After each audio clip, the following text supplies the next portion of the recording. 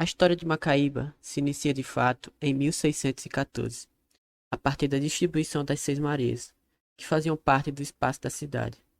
Porém, nessa época não havia povoado, e nem a possibilidade de haver um. Com a construção do engenho protegido Ferreiro Torto, as perspectivas não mudaram. O espaço geográfico continuara sem povoado, porém, havia exploração dos elementos naturais do local por parte dos fundadores do engenho. Após o engenho ruir economicamente, ele se torna quartel dos terços dos paulistas, onde milicianos utilizavam o local como posto avançado. Após a Guerra do Gentil Tapua, os milicianos não retornaram a seus locais de origem, espalhando-se pela margem do rio Jundiaí, criando fazendas e demarcando terrenos. O sítio Coité, que deu o primeiro nome à cidade, pertenceu a um dos descendentes do coronel de milícias, Manuel Teixeira, que vende o terreno ao Francisco Pedro. Após gerações de herdeiros e dotes, chega às mãos de Fabrício Pedrosa, que torna Coité uma peça-chave no desenvolver da história de Macaíba. Esses detalhes sobre Fabrício e seus feitos serão contados a seguir. Coité era um sítio, não era um povoado, não era uma vila, muito menos uma cidade. Era um sítio localizado no Largo das Cinco Bocas, junção de cinco ruas: Rua do Cajueiro, Rua Prudente Alecrim, Travessa Coronel Batista, Travessa Afonso Saraiva e Rua Santa Cruz. No Largo das Cinco Bocas foi onde tudo precisamente começou, desenvolvendo-se no que era o antigo pátio do sítio Coité, onde tínhamos a Casa Grande, que hoje é situada a loja Chagas Móveis, e tinha à frente dela o pátio, onde posteriormente foi fundado o povoado de Macaíba em 1855. O sítio era pertencente a Francisco Pedro de Bandeira de Melo, pai de Damiana Maria e de Cosma Maria, que é a avó de Alta de Souza. Damiana Maria foi a segunda esposa de Fabrício Gomes Pedrosa. Fabrício Gomes Pedrosa era senhor de engenho, que morava no engenho em Jundiaí, onde hoje é a escola agrícola. Para ele, o trabalho mais significativo era ser vendedor ambulante de seus produtos. Sendo vendedor ambulante, ele realizava um trajeto que seguia de Nazaré da Mata, em Pernambuco, até Coité, onde hoje é Macaíba. Naquela época, os pais davam um dote ao homem que se casasse com suas filhas, para que pudessem iniciar uma nova vida. E foi assim que aconteceu com Fabrício Gomes Pedrosa, senhor do engenho Jundiaí, que após casar com a filha do capitão Pedro Bandeira, herdou a propriedade. E com uma visão econômica mais ampla, ele foi o primeiro a criar um povoado em 26 de outubro de 1855, data em que mudou o nome Coité para Macaíba. Ao perceber que as pessoas precisavam passar obrigatoriamente por Macaíba, Fabrício Gomes Pedrosa teve a grande ideia de armazenar materiais e revender a Natal. Ele construiu choupanas, comprava mercadorias que vinham do Seridó da região do Alto Oeste e estocava para depois revender para Natal, por um preço mais elevado.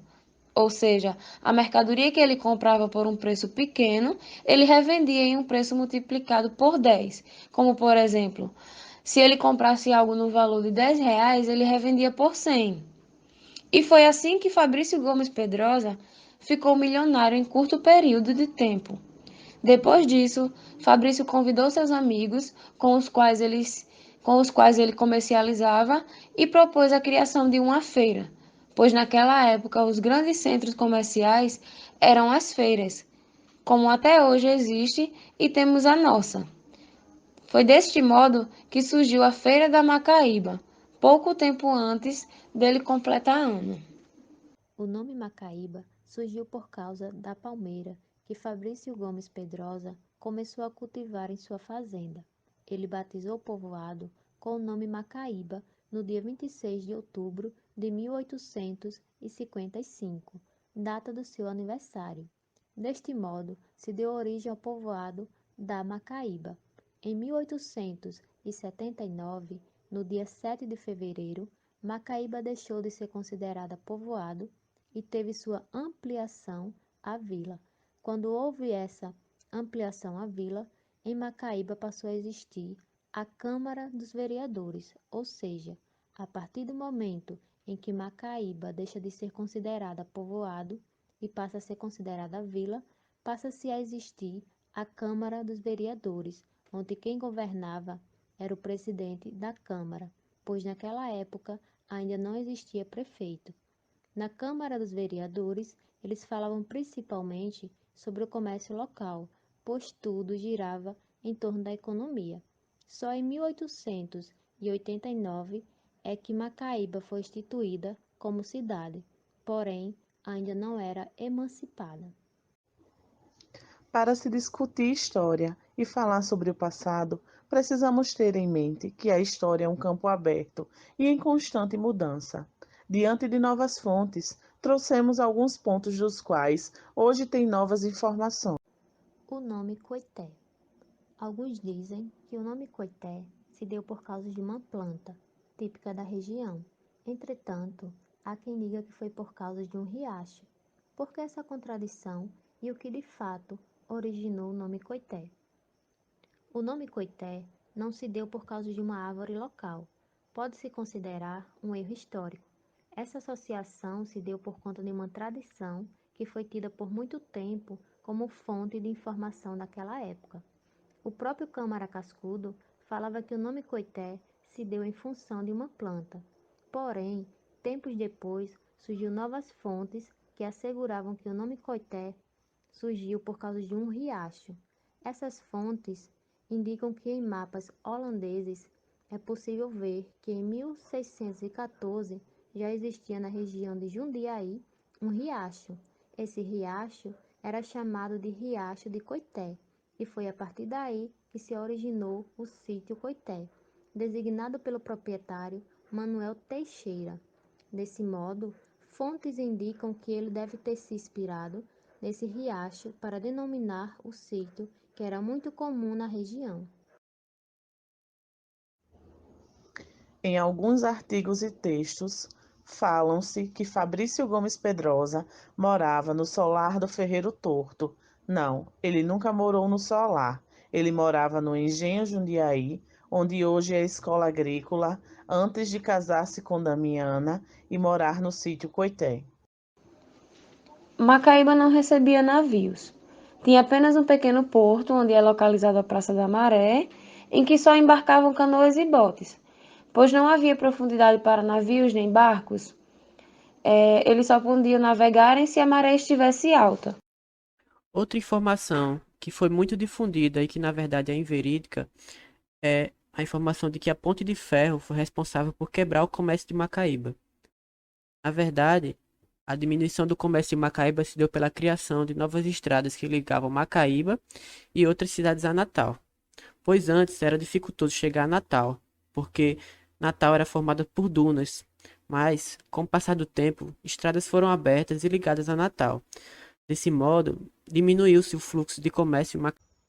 E como considerações finais do nosso trabalho, nós escolhemos um cordel do professor Ailton Mangabeira, intitulado no livro Macaíba, Manancial de Nobreza.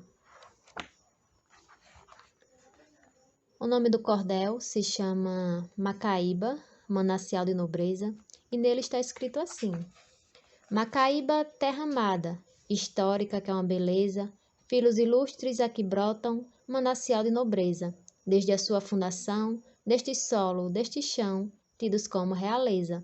Tua história incomparável, existe poucas no Brasil, que tenham tanto esplendor como ninguém nunca viu.